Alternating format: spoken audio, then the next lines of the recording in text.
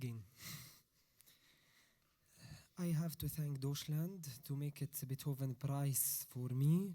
When I coming 1 month to Germany, I take a Beethoven Prize for Human Rights. I have to thank Deutsche Welle for invite me for beautiful day and beautiful people. And I have to thank Beethoven Academy to make it a lot of things for music artists in Bonn and in Cologne and whole Deutschland. I'll play again some things from my remember and my lovely things in Yarmouk.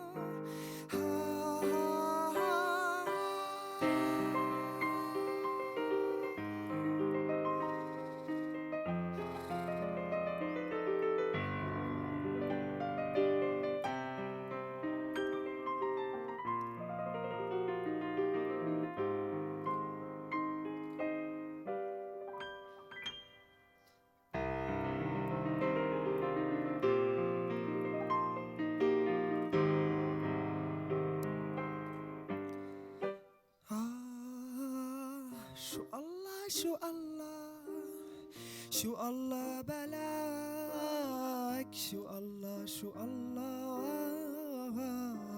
حمام السلام حمام السلام حمام السلام حمام السلام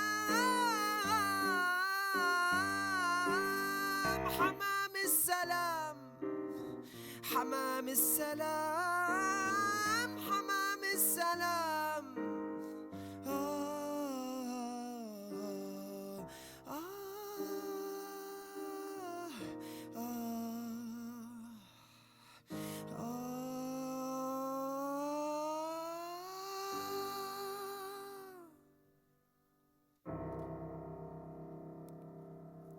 Thank you.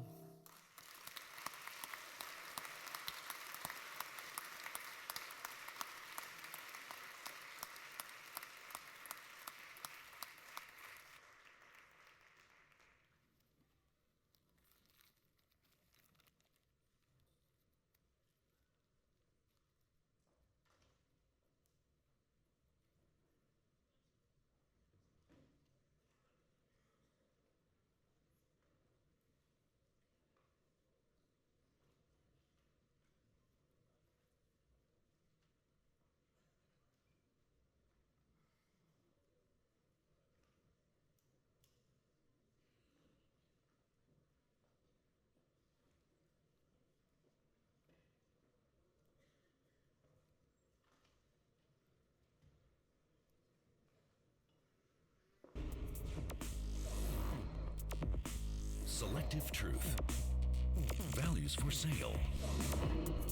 In these challenging times, do we really know what's going on? How are we influenced by the media, politics, and the economy?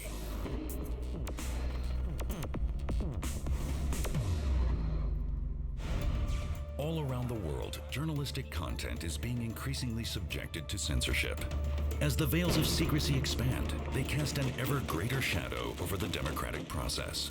Censorship, self-censorship, and propaganda possibly pose the greatest threat to our values today.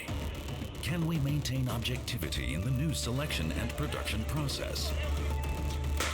Selective truth, caught in the web of information and interests. Join the discussion here at the Global Media Forum 2016. Dear guests, welcome to Selective Truth. Please give a warm hello to our moderator, Terry Martin.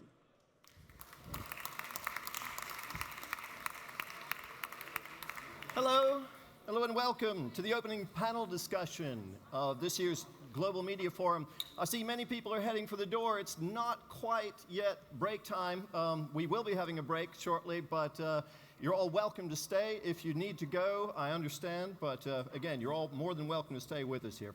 I am Terry Martin, as that voice from above suggested. I'm a news presenter, a news anchor at DW News in Berlin, and it's my great pleasure and honor to be presenting this panel discussion today, to be moderating this. But I must admit, it's also a tremendous challenge with this particular topic, because the topic is tricky. We're talking about selective truth. And we have to be very clear, this is not an academic discussion, a philosophical debate about objectivity. We're talking about some very dark issues, issues like bias and censorship and propaganda, indeed the corruption of journalism, the enemies of journalism, if you will. It's a discussion that raises some very uncomfortable questions. For example, what happens to a society where people are routinely exposed to media that's deeply biased, when the news they consume is deliberately slanted, when media ownership is consolidated in the hands of a powerful few, be they dictators or oligarchs or corporations? What happens to our understanding of reality when media outlets abandon journalistic principles like fairness and accuracy, when essential details of a story are systematically ignored, while spurious claims of conspiracy theories are repeated over and over, when a distorted narrative becomes the accepted, perceived truth? What impact does that have? What does it do to people who are exposed to these messages over and over again? And finally, what does it say about the governments of countries where critical media outlets are blocked, sanctioned, and shut down? Countries in which critical journalists are sanctioned, jailed, and tortured, not to mention killed. There's a great quote from George Bernard Shaw, you might know it, the great British playwright. Assassination is the extreme form of censorship. Well, the short answers, obviously, to all of these questions is nothing good. All of this means nothing good, which gets us to the million-dollar question, of course. What can and should be done about it? What can and should be done about extreme bias, censorship, and propaganda? That's one of the main questions I hope to explore with our 6 distinguished panelists today, and it's my great pleasure to introduce them now. Wolfgang Ischinger is former German ambassador to the United States, and he is chairman of the Munich Security Conference. He says information is being weaponized and used in hybrid warfare by the enemies of open societies. The way to deal with this threat, he says, is by systematically exposing disinformation through objective and reliable reporting. Ladies and gentlemen, Wolfgang Ischinger.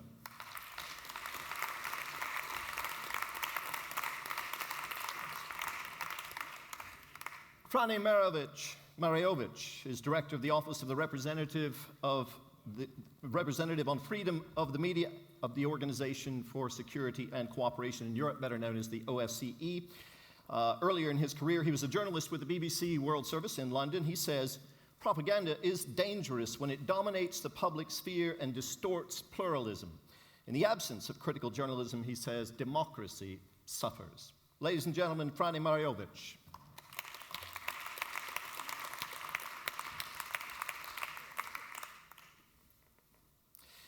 Gerda Moya is Director of Programming at Deutsche Welle here in Germany. She was previously head of the Deutsche Welle Academy, which trains broadcast journalists in developing countries around the world, among other things.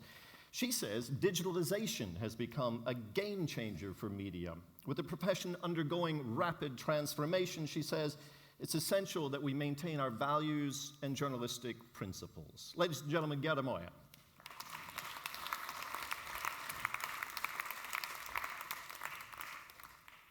Baha Mohammed is a planning producer with the English service of Al Jazeera in Qatar. He made international headlines in 2013 when he and two of his colleagues were jailed in Egypt for more than a year on charges that included false reporting. He calls false reporting. He says those charges were fabricated.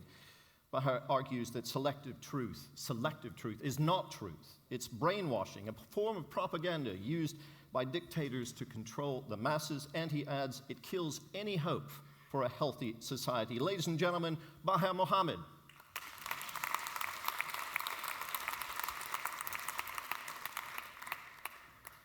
Alexei Nikolov is managing editor of Russia Today. He's been with RT for 11 years, but has been working in journalism all his life. He wrote his first article when he was 14, I believe. And he adds, he says that he strongly believes in the people's right to access different sources of information and to make their own choices. Ladies and gentlemen, Alexei Nikolov.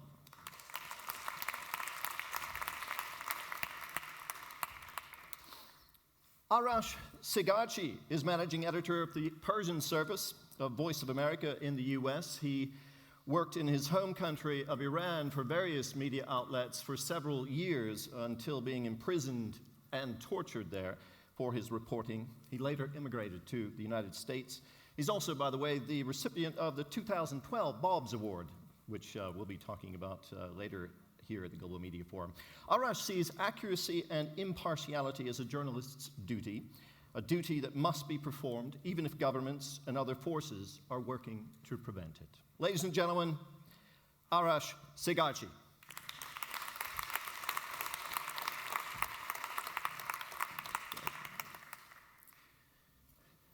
Thank you all for coming.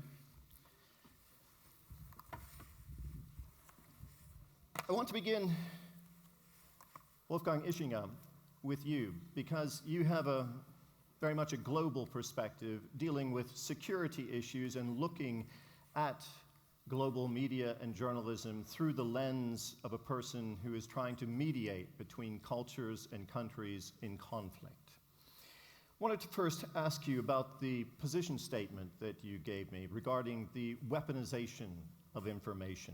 Where do you see information being weaponized, and is that not a standard, has that become a standard part of conflict?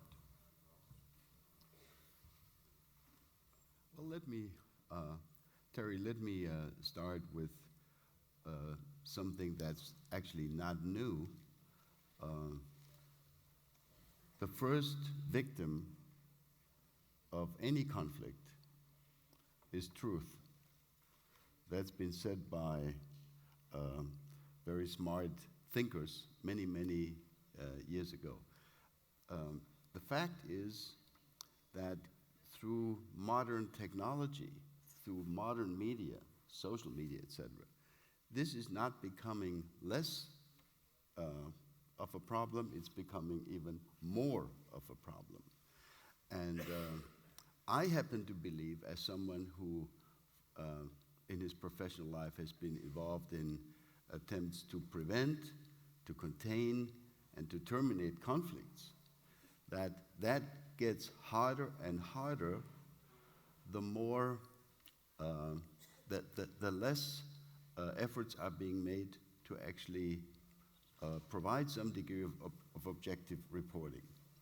And the biggest obstacle to peacemaking and to ending a conflict is very often exactly what I said in my statement, is that people weaponize information, use it as weapons to combat, to fight their opponent, making it harder, making it sometimes practically impossible. I've seen it happen in the Balkans. I see it today in Ukraine. I see it in many other parts of the world. And I don't think that my friend to my left here is right. He was quoted, I just saw that, he was quoted, and I assume it's a correct quote, that there is no such thing as objective reporting. I hope that the number of journalists is not decreasing who at least try to strive for objective reporting. Well, in my introduction, I suggested that we're going to try to avoid this somewhat academic philosophical debate about objectivity in reporting. Anybody who's gone to journalism school will have addressed this subject and knows, we all know that there is nothing like 100% objectivity. That is definitely clear. What we're talking about today, again, is deliberate bias. It's censorship that is imposed upon people, or it's when information becomes propaganda and, as you were suggesting, Ambassador Ezinga, a kind of weapon in that regard. I want to talk about, so you're saying that you're seeing it in different places around the world. You're saying that it's increasing. What I want to know is, what are the dangers of it? What are the implications of this development that you're describing? And Baha, I'd like to get your view on that, because you're someone who has spent more than a year in jail for what you say was simply doing your job, for reporting, doing what reporters do, gathering facts and telling the truth. What are the dangers of bias, extreme bias, censorship, and propaganda, Baha? It really damages the society. It really drives people to start thinking that journalists are simply, I'm talking about Egypt and some parts of the Middle East, people look at journalists as spies.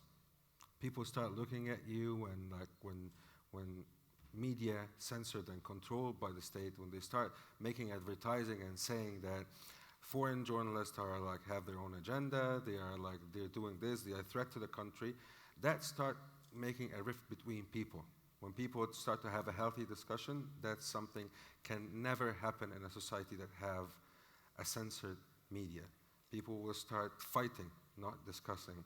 There will not be any space for debate in that society.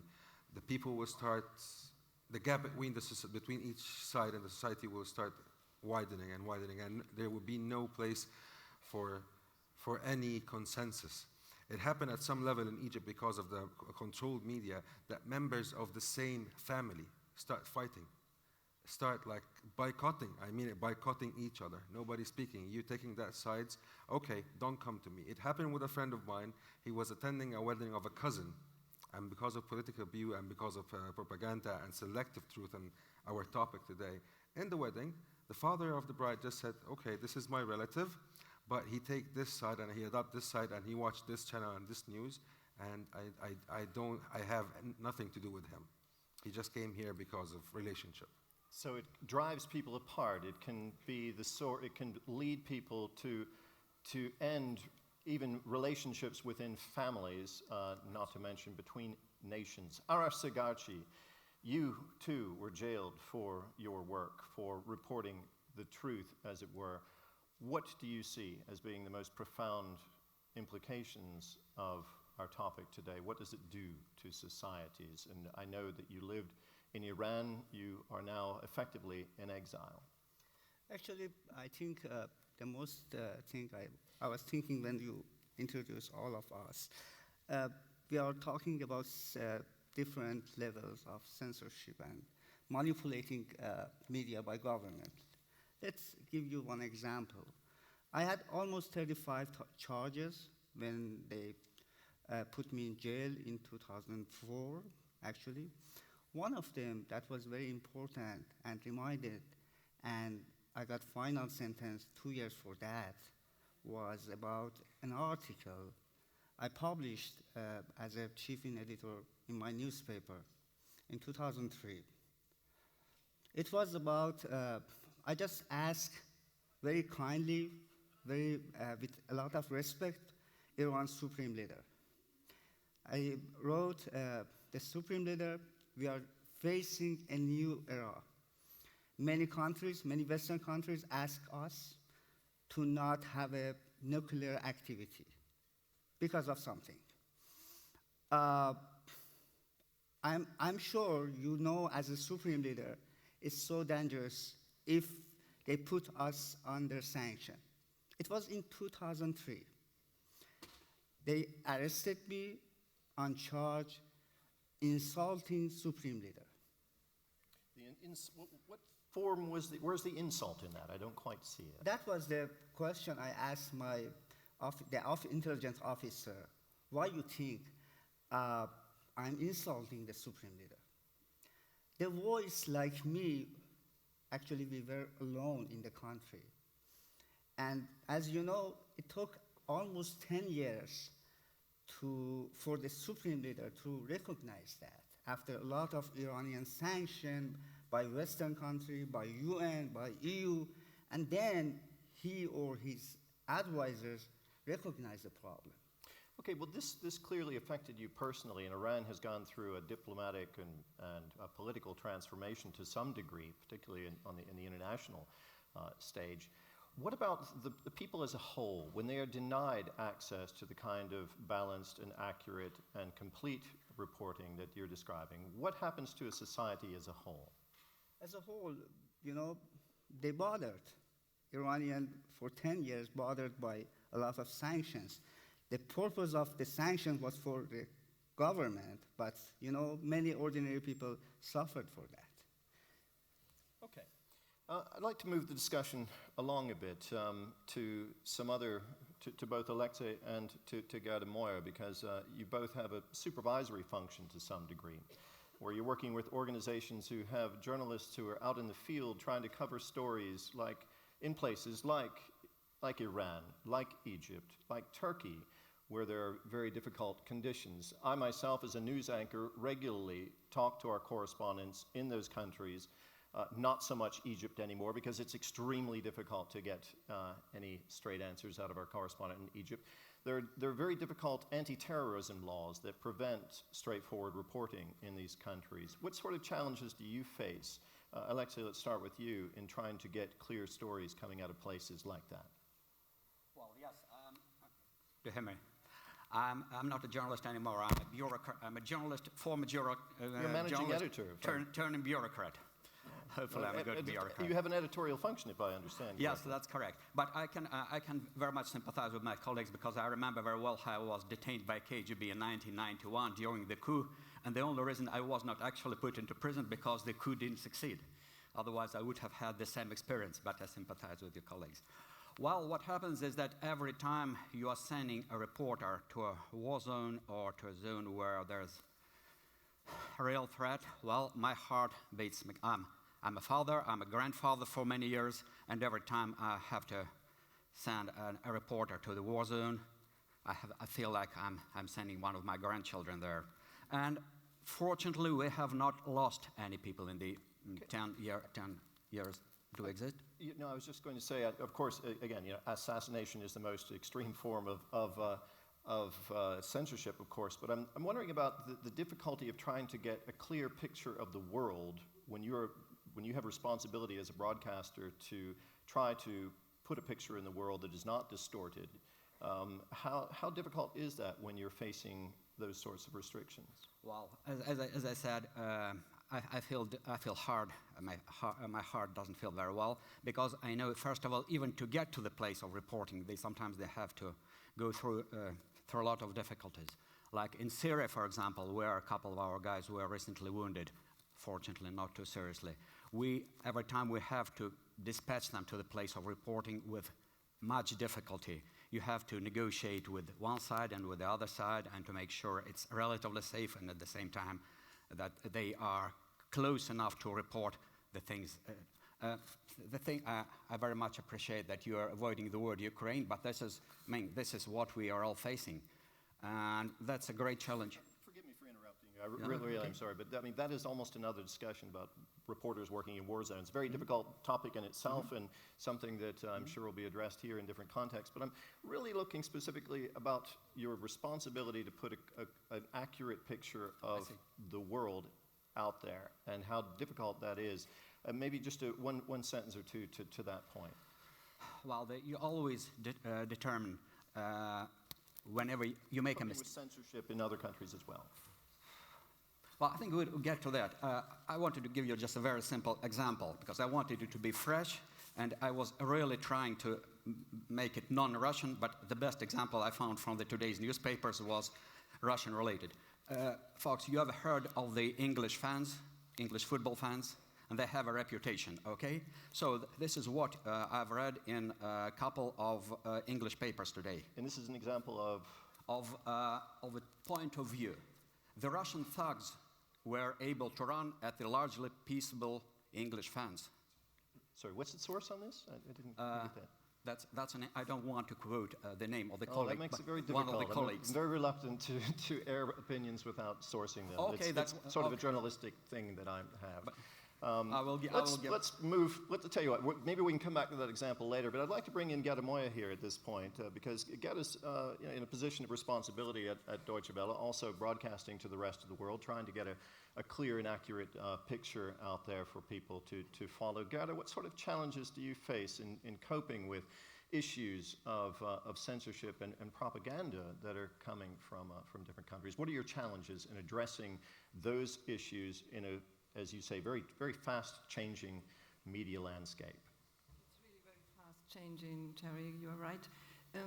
We have a lot of challenges out there in the world, and some of them changed because of this changing environment very much during the last years. First of all, we all thought it would be the golden age of information and free flow of information with digitalization because we now, everybody has the possibility, almost everybody with a smartphone. I got a frowning by my Director General because I was constantly checking during the speeches the smartphone. That is how behavior changed for us as journalists. But we still have a lot of challenge. For example, if you go back to your country, to Iran, we are censored in Iran. Our website is blocked. And we have to use software, special software, to bypass the censorship. The same is in China. So there's our Chinese and our English, but also our German service, our websites, they are completely censored. And so we have to use this special software. And if you come to the point where you asked about the colleagues which we send, or the correspondents, we have correspondents all over the world. In very hard situations, in countries with civil wars, with real wars, with a lot of pressure on journalists, and we have to make sure that we can get information for them to improve our program and to get unbiased information and which are very close to our values. I feel that myself very much when a bomb explodes in, say, Turkey or Egypt, and we try to get a correspondent on the phone, and my first question is, of course, what happened? What's the latest? And when the correspondent has to begin his reply or her reply by saying, well, because of the reporting restrictions, I can only offer you what the government is saying about this particular event, and that is indeed a difficult restriction. Just one quick question about the blocking of Deutsche Welle's output in various countries. When Deutsche Welle's output is censored in that respect, what does that tell you about those countries? I think there cannot be a free flow of information and freedom of the press if there's censorship. I think you have to have information to be able to make decisions. I think it's a human right for everybody, and that's why, for us on the other hand, it's also, if they censor us, so we must be somehow a kind of danger for the authoritarian regimes, for the despots all over the world, and that makes me proud on the other side. Sure, go ahead. I just want to add something regarding to the censorship. In Iran, they don't say we are censor actually Deutsche Welle website or Voice of America website because we are media, okay? In Iran, since almost 10 years ago, the government said we are censoring some pornographic websites, as many countries do that, for ethic rules. And then they added, I can give you a number, 20 million websites, which most of them are political, blogs, websites, and news media websites. So they are under censorship for pornography. Well, That is true, because what we see is that in many, almost all countries in the world have a law for free press and free information, but then they find some kind of excuses to censor the press anyway. For example, hate speech or whatever. to censor the press, Oh, yes. yeah, security, state of security. Yeah. As we heard during the Reagan administration in the United States for a while, one man's freedom fighter is another man's terrorist. It's a matter of perspective what you call some of these things. I want to bring in Franny Maroevich here from the OSCE. You work in an office that monitors press freedom, that looks at the environment, particularly in Europe. You're dealing with the Organization for Security and Cooperation in Europe. First of all, what do you see happening in the European realm right now in terms of propaganda? Why is that dangerous if you're seeing an increase, as Wolfgang Ischinger suggested? Thank you very much. As Mr. Ischinger said, I mean, truth being the first victim of any kind of conflict, the reason why an organization for security and cooperation in Europe has a person to look after media freedom is precisely that, because it's one of the first indicators of an incoming conflict. And if you're talking about the issue of propaganda today on the European continent, the crisis in and around Ukraine is quite clearly the biggest issue and the biggest problem. And I can give you, let's say, a personal experience that the representative, myself and a couple of other colleagues were in Simferopol in Crimea in spring 2014, because we went to visit because we saw and heard reports of journalists being attacked, being threatened, television station signals being switched off, being changed to signals from the Russian Federation. We saw that there are serious problems with regards to media freedom, and we went there to see the situation on the spot. And of course, what we found on the spot was exactly an incoming conflict. And we gave an early warning to the 57 countries of the OSCE that there are very serious problems brewing there on the ground, that action needs to be taken very quickly. So when it comes to propaganda, it's part of this, let's say, framework, part of this puzzle of conflict. And I think many states know that and recognize that this is nothing particularly new. I mean, even in the context of the United Nations, the International Covenant of Civil and Political Rights, the Article 20 of the Covenant, prohibits propaganda for war and hatred because it's one of the tools of war. And that's why I think it's quite important, maybe even when we discuss this issue, that we need to be somehow clear about certain things. There is propaganda for war and conflict. There is, of course, problematic speech. There is hate speech. There is censorship. But if we talk specifically about propaganda for war and conflict, the states have an international obligations themselves to prevent this.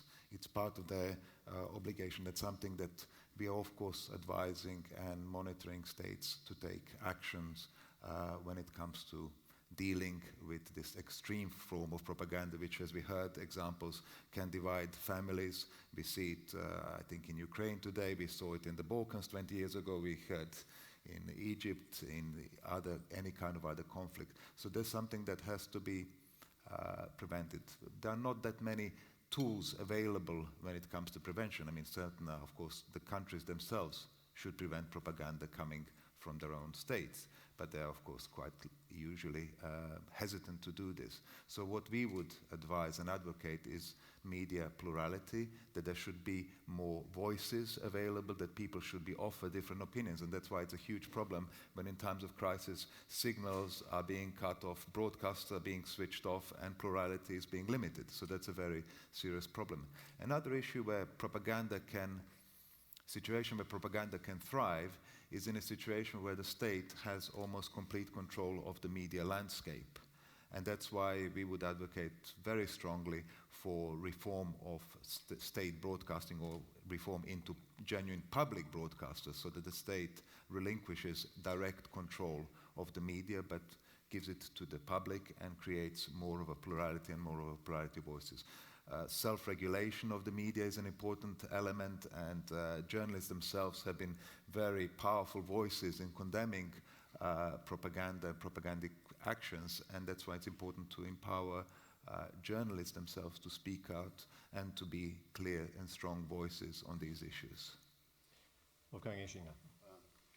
I just wanted to add a couple of points to this. First, believe me, I mean, I've worked for a government for practically 40 years, and I've worked with many other governments in this process. Politics is not a profession where truth receives a premium. In other words, governments, all of them, need to be reminded of trying to not to lie, if that's possible. Governments are no saints. Politics is often a dirty business. Just look at what's going on in the United States at the moment, where lies, just fly around. Which is why we need more fact-checking. There was this German magazine that had this motto, Fakten, Fakten, Fakten. I think fact-checking inside and outside is important. The OSCE is, in that sense, a fact-checking institution trying to remind governments, because it's a governmental institution, intergovernmental institution, reminding governments of their obligations, as just happened. I've been impressed as a consumer of journalism when a journalist from the New Yorker once did an interview with me. I had a phone call from a fact-checker who spent 3 hours with me trying to make sure that the information contained in that story was really correct. Seeking the truth is not irrelevant. And finally, let me just add one other comment. The bad guys that we're dealing with here are not only governments. We, in conflict, in international conflict, which is my business, we have a new phenomenon. We have had it now for a number of years, that non-state actors play an increasingly important role. Just think of the Islamic State, for example. But non-state actors also prevent an increasingly important role in making the life of journalists more difficult, in infringing upon the freedom of speech. I think it is a problem that in many countries, journalists would not dare anymore to say something ridiculing the Muslim religion or Islam, leaving aside the question of whether that's politically correct or incorrect, or morally defensible or indefensible. Charlie Hebdo, for example, as an event, I think was an important signal that we not only have governments which clamp down on journalists, put them in jail like you've been put in jail. Journalists are also under extreme risk from non-state actors, and that is new. That didn't exist 100 years ago. It's not only about fact-checking. It's true, we have to check and double-check and verify and everything, but to make it simple, if you have 3 people sitting in a room and then a fire breaks out, and 2 of them are shouting, a fire broke out, and one says, I'm sitting in a room with 3 people, with 2 people altogether. So, yes, what is the truth? They are both right. So it's not only about fact-checking, it's also about to give the whole picture. So you need much more information. And now we have the situation with lots of information. We have more information than at any time I can think in my life as a journalist. But are we better informed? That is for me the big question. I want to bring in Sergey here, please. Sorry, Yes, Alexei. Sorry. I agree with Gerda.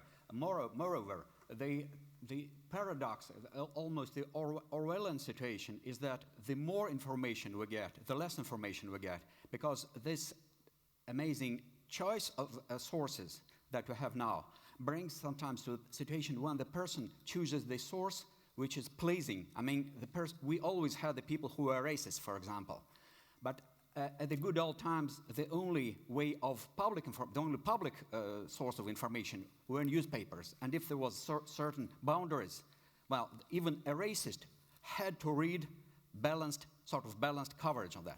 Now a racist can go to a very specific blog or number of blogs and stay there forever, for the entire his or her life. And he gets millions of sources of information, but he will only choose 2 or 3, which are exactly what he wants to read or hear. So yes, I agree, and that's a bigger problem than we thought. More sources doesn't mean more information. Alexei, I wanted to bring up another topic about Russia, about press freedom specifically in Russia. The Reporters Without Borders ranking of press freedom, which we heard about today, puts Russia pretty close to the bottom of the list there. And it presented a rather damning portrait of media freedom in Russia in its 2016 report. I was just wondering what you make of that, and what you make of the European Union, for example, having a special task force that has been set up specifically to try to counter what it regards as massive disinformation coming from Russia. As I said, I'm in a fortunate position. I've been working for different media outlets, including I joined Echo of Moscow, which was Russia's first ever independent radio station, and worked for them for some time and covered the coup for them. Well, first of all, quite honestly, again, we're talking very sincere here, which I very much appreciate. I do not agree. I certainly could agree that there are huge problems with the different sorts of problems with the information in Russia, but this sort of ranking, I simply think that's wrong. And the very fact that it's being so, in my opinion, so biased makes the authority of that very low. I mean, this is the thing. This is the thing I want to make this is very important for me. If we want to influence governments, if we want to influence the societies in a certain way, the people who are trying to make this influence should have authority. I mean, it's authority first and recommendation second. One of the reasons I came to this particular media summit was because I respect Deutsche Welle, DW, which showed a number of times that they have certain editorial line, but they're trying to be balanced. So that's why I came here, that's why I gratefully accepted your suggestion to be in the panel, and that's why I'm very much open to this. So it starts with first, make sure the person or the organization which rates has the moral right to rate. And are you suggesting that Reporters Without Borders does not? I doubt that. Interesting. Okay, well, unfortunately we don't have a representative of Reporters Without Borders there on the, or do we? No, perhaps we don't.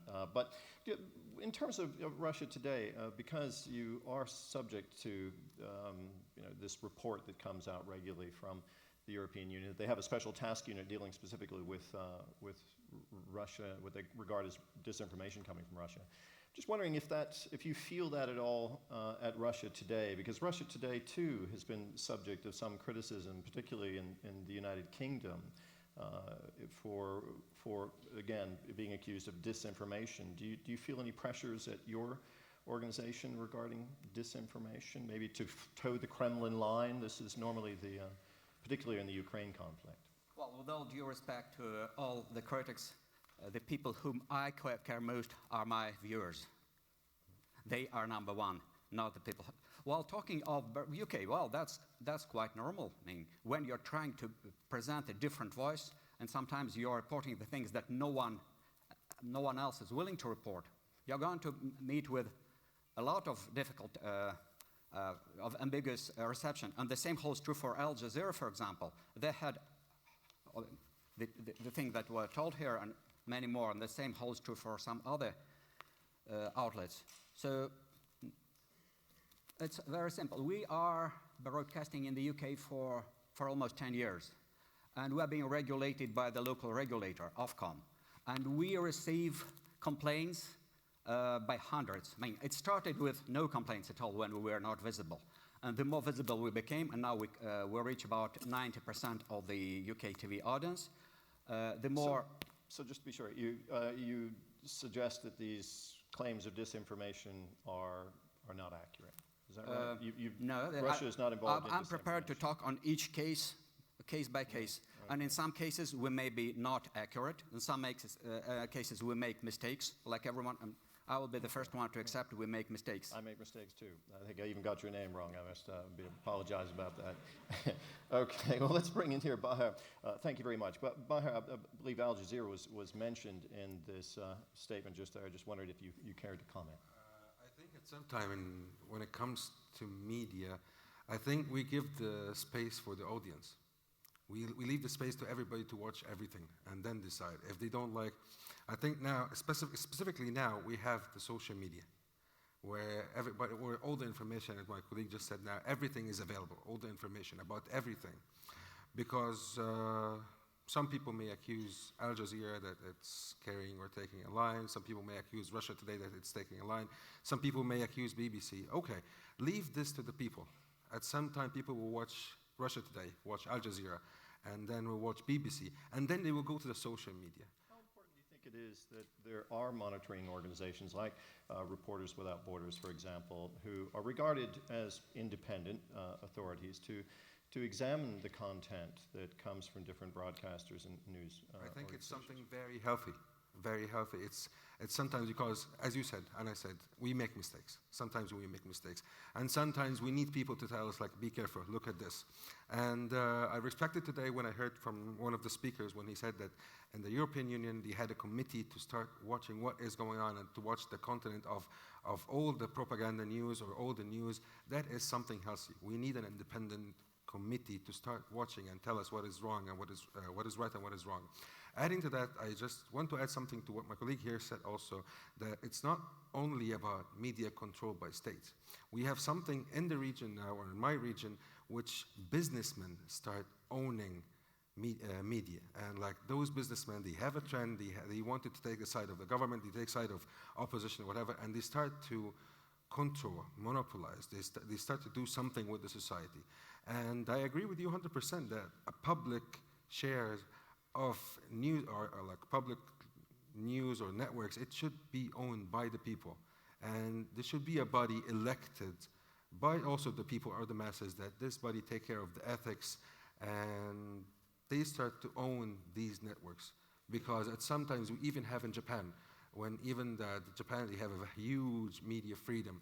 But sometimes when something is owned by the government, when the opposition take power, they start allocating a fewer money to the liberal newspapers, so it's also not that perfect. So I think we are in need now for the people to control their own media, because we have the social media and we cannot depend on the social media a lot, because lots of sources, as you said. We've been talking about the dangers of censorship and selective truth, if you will. We've been talking about propaganda. We can all agree, I think, that it's a bad thing.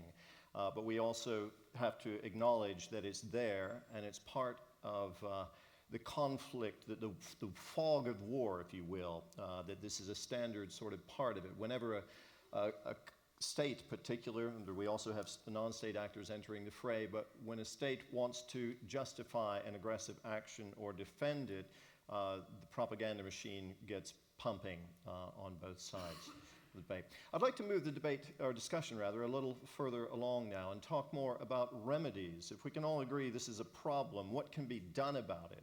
We've had one suggestion already about monitoring service, so that people can see for themselves that reports are published where accusations of slanted reporting or propaganda are exposed.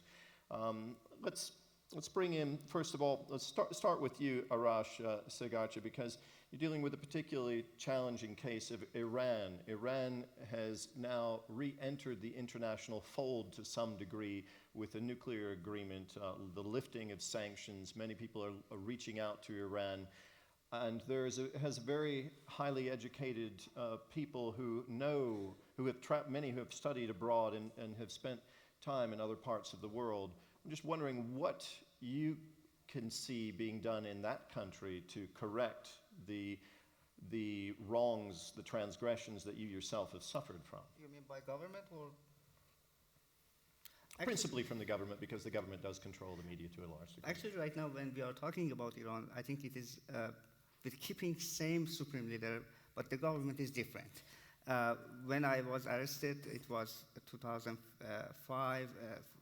Actually, Ahmadinejad administration was in charge, and now we have Mr. Rouhani, who is a different government, totally different government, and they have more respect to freedom, more respect to social media even. For example, let me give you an example. Viber was an application for using in Iran. It was blocked by government, but now Iranian people has access to Telegram. That is very popular in Iran. In Iranian 80 million population, almost half of that, they have access to that. So. There was an effort to also introduce a kind of halal internet, if I'm not mistaken. It doesn't work for Iran because since 4 years ago I got award here. That was discussion in Iran, in Middle East about that, but it is not serious. It didn't work. No, it didn't work. They try to go traditional way. They block every single website they don't like, so it doesn't work that way. What about external broadcasting organs coming out of Iran? I used to watch, as soon as I got satellite television at home, I guess it was about 10 years ago, I used to get a program in English from Tehran called Sahar 2. Sahar TV is run by Iran government. It is English language broadcasting channel. The interesting part is they broadcast to all across the world. But for example, right now, as a VOA, Voice of America, our channel is jammed in Iran. Many channels jammed. BBC, Manoto is private from UK. All of us, yeah. At the same time, interesting thing is, I know one of my colleagues in Iran, his name was Cameron. He was a good reporter, but he works for IRIB. We were private sector. After a while, right now I am in United States as a Voice of America reporter, and he came recently to New York's station to work for IRIB. If I go to Iran, I will be jailed. But United States let him to come to New York to report even against the US. Again, getting back to the external broadcasting there, there's Sahar 2. It was stridently biased. It was really interesting for me to watch. It was educational to see how, because I would describe it as propaganda in my view. But now there's something called Press TV, which broadcasts, and I'm just wondering if it's a sort of more subtle version of that. Is it is like a professionalization of They try to be more professional. They try to be fair, but I just want to give you an example. In 2009, is it strongly controlled by the government in terms of the message that they're trying to get out to the rest of the world, the image of the fund Iran? comes from IRIB. The funds come from Iran government, actually, and yeah, we can say they are in same place, but in different platform. For example, if Sahar TV worked well, they didn't need to run the Press TV. So they thought, okay, Sahar TV is not good for us because our reputation is not good now, and they changed that and they put, and at the same time, jamming was started against the Sahar TV too, so they put the Press TV in the UK and started broadcasting from there. Okay.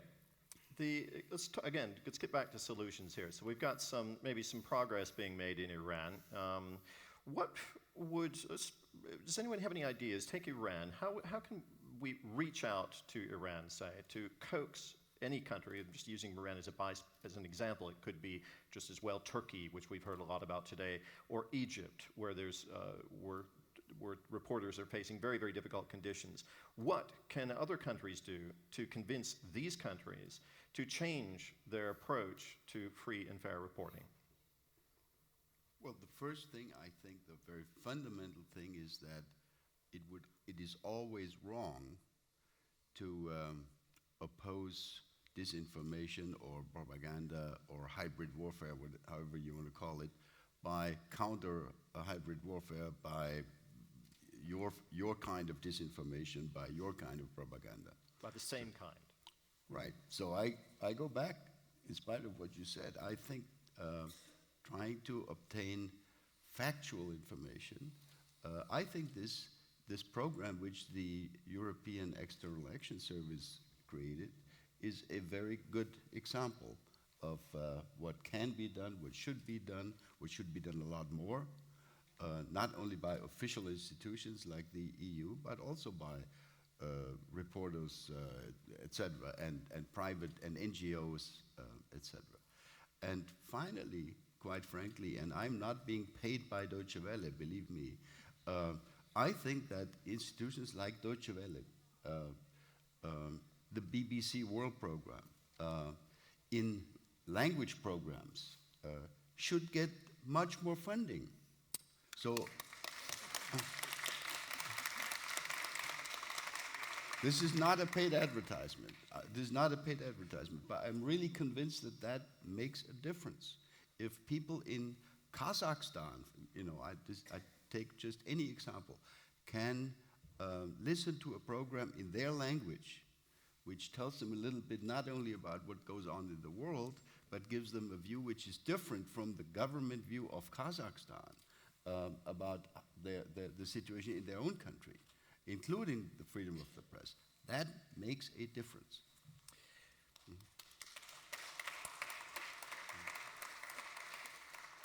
Get him on. Thank you very much, Mr. Ischinger. That is really very kind.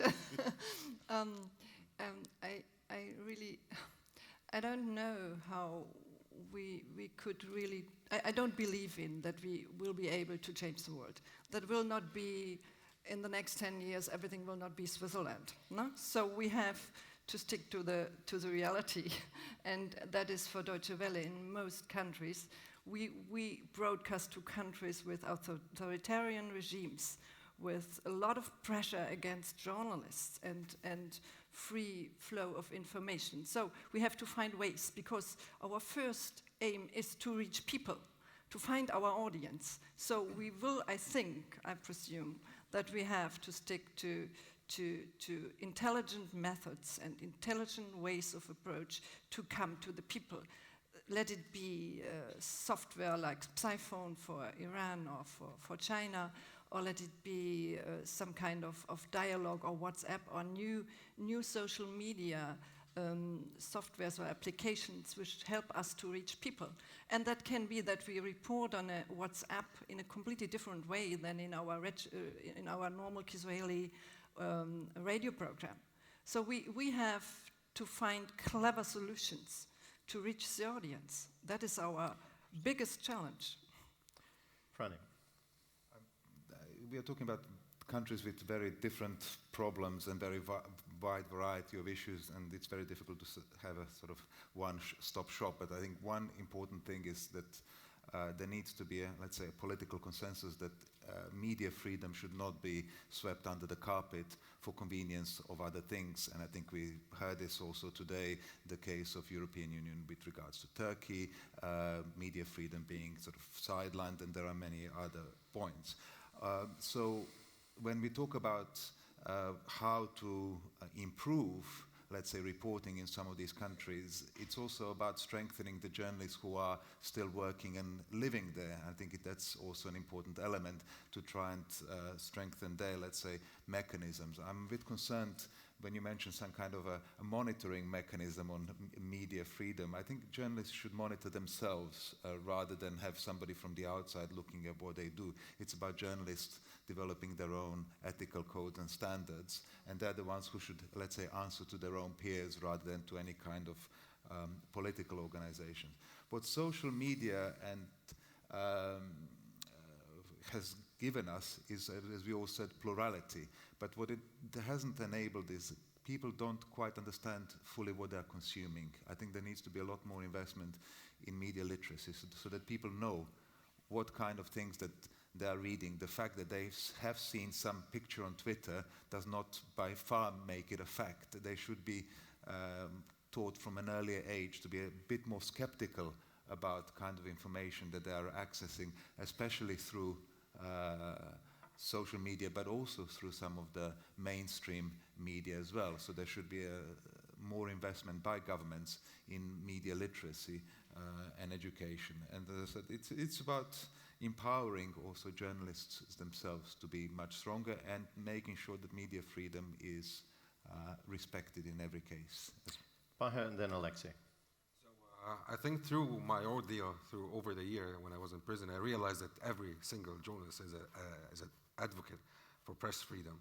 And I saw the whole unity of all the journalists around the world doing that. So at some time I realized that it's time now for us journalists to draft our own charter for press freedom. And start to submit something to the UN saying that we are journalists are putting ourselves at risk, war zones, because we are bringing information to everybody. I think that professional journalists and professional media network are the core of democracy. Can just imagine one day without media, everything shuts down, no information, nothing. So I think this is the right time now that all the journalists all over the world, that we do something all together, that we submit something to the UN saying this is our charter, this is our ethics, this is that should be done. We need protection for it. The number of journalists being killed and in Egypt, for example, over 99 or like at least 100 journalists are in jail. One of them is Shawkan. He's been in prison for over 1,000 days, and his charges are nothing. He was not, there's no one single charge against him. And 100 other. A cameraman, he was with me in my case, and now he was charged in another case while he was in prison, and he got a life sentence. For what? For nothing. So I think it's time now that all of us, all this huge journalism community all over the world, we work together, saying because those authoritarian regimes, they will not fix the media because they like it as it is. The Egyptian president said at some time, I want the media to be on my side. I wanted to express my opinion, and that is scary. So I think at some time, we need all of us all together to do this. I know maybe I'm very positive as a speaker today, but I think at some time, we need this charter. We need to take care of each other because we only have each other and we only have our reputation. And we are risking everything. So I think this is one way, maybe other way. I hope so. So,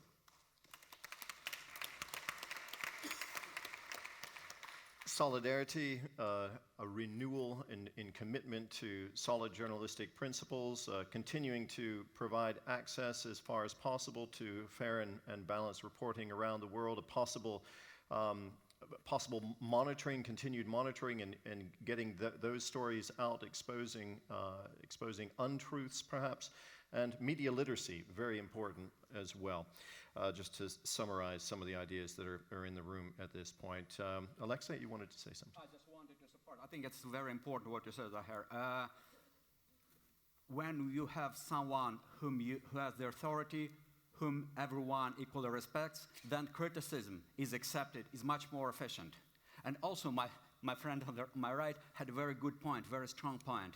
Sometimes you do not see what's happening inside your own inner circle, and it's very good, very healthy to have a voice from outside to show you, and sometimes you simply do not see what's happening, and it holds true for every country, which is why I think it's very good. We should broadcast more to other countries, more foreign voices in Russia, more Russian voices outside it, more Arabic, American, more voices in the native languages. And that gives people a chance to compare. Yep. Did you want to say something? I just want to give an example. 10 years ago, Iranian regime IRB channel didn't have any competitors, so they were solid, biased. They didn't have any what? Any major competitors. Competitors, and, okay, yeah. And now it's interesting because Deutsche Welle Farsi, BBC Persian, Voice of America Persian, and Euronews Persian, so they changed their taste. For example, in Manoto TV was in UK, they had a show like American Get Talent. It was like that, and Iranian media started with that. Of course, they don't have Dancing with a Star, but they change that. So if language services become more strong, they can bring some new taste in local media and, such as media covered by government.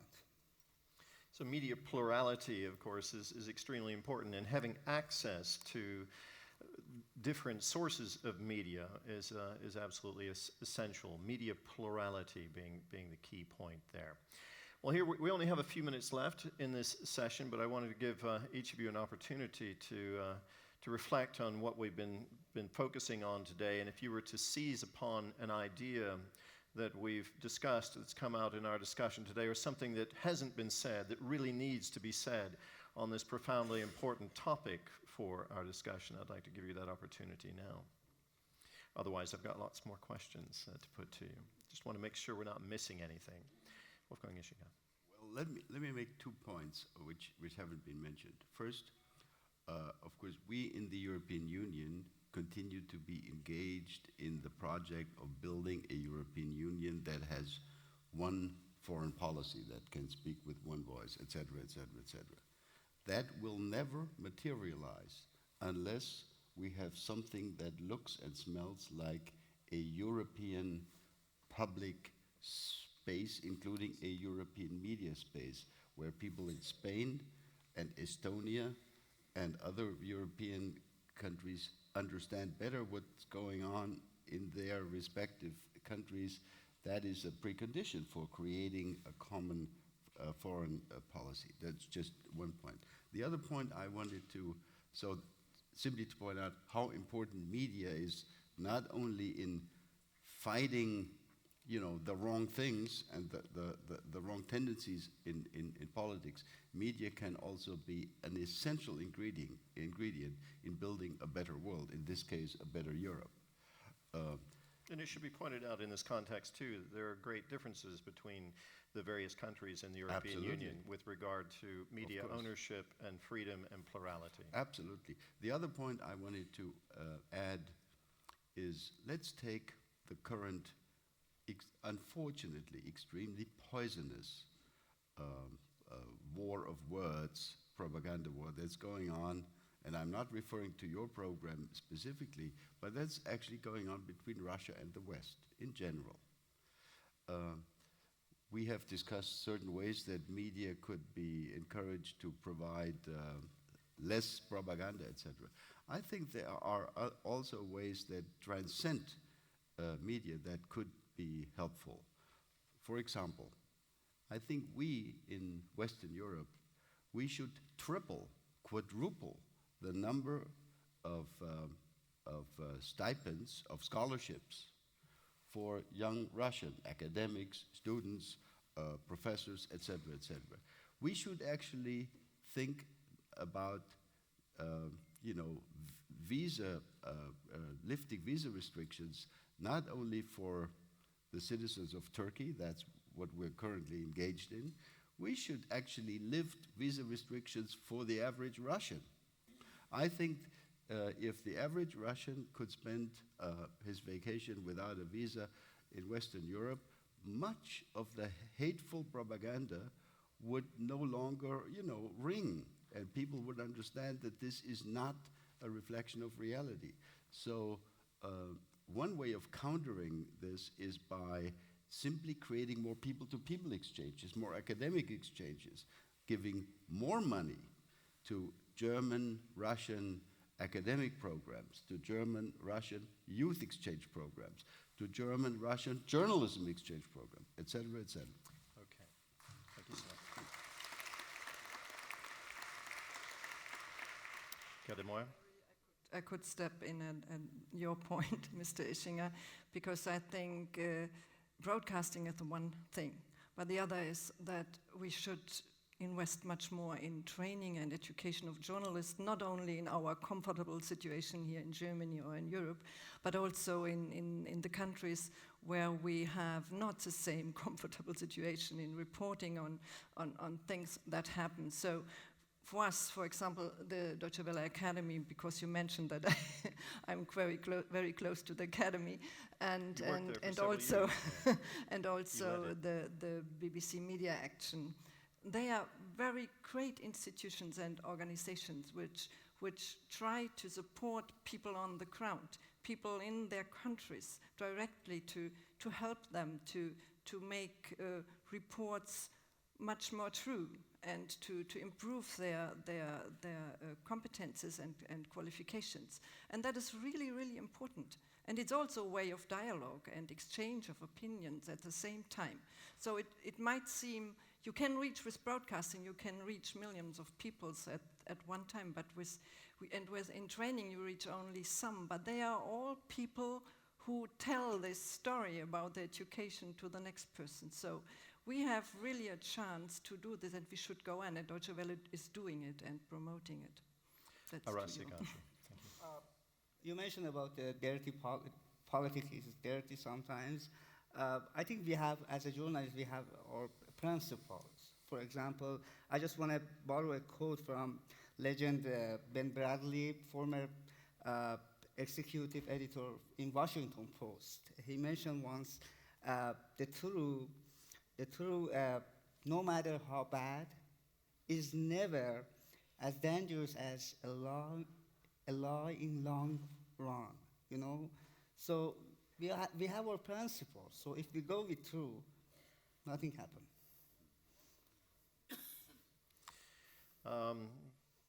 Further thoughts on this particular topic before we wind up? You look like you.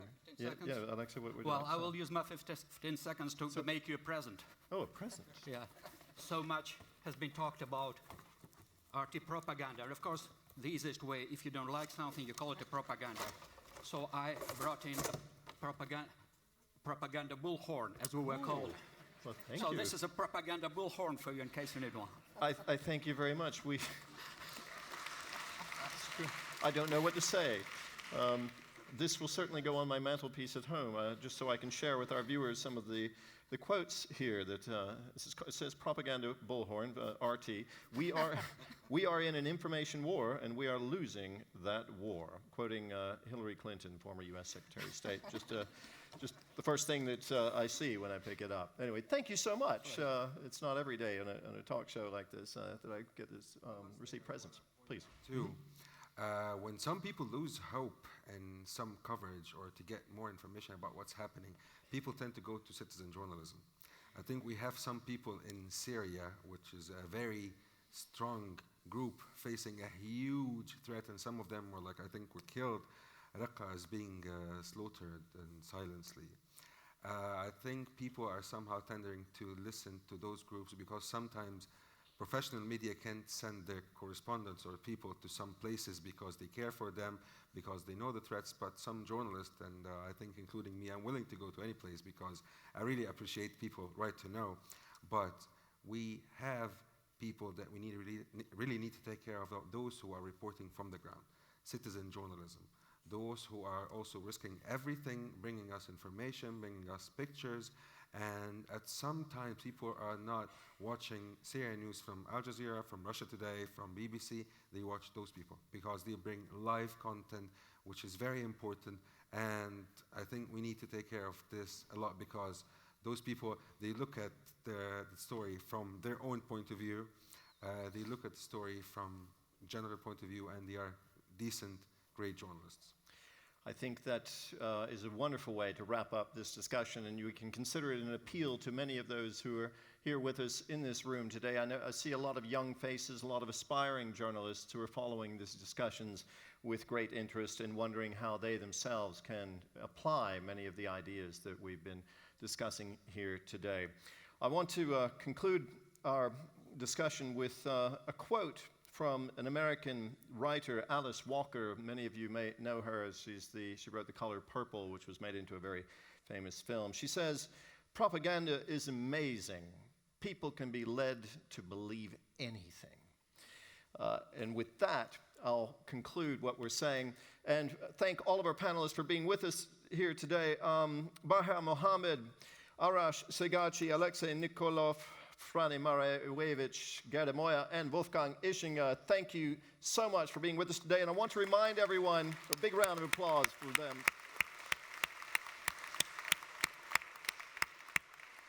And just before we go, I want to remind you that on DW, if you go to our website, starting tomorrow, we have a documentary called Nothing But the Truth, News as a Weapon.